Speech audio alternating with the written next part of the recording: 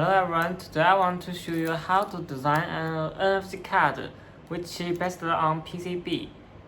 This is Hello Kitty, and this is the chip and the LED. The LED size is 0402, and I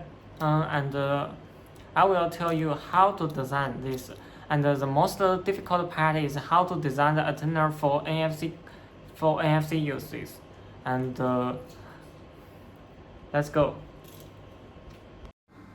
We can look at the data sheet. The chip's capacitance is 17 picofarads.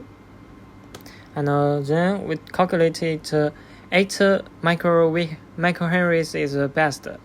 But in fact, 5 microhenries is more appropriate. And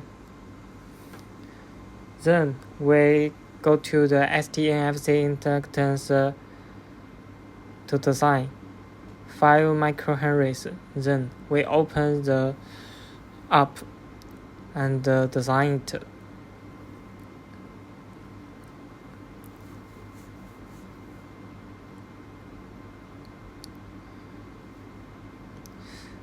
This is chip and the bottom is the LED.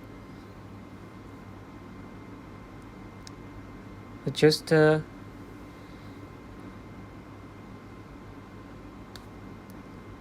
look at it's well done.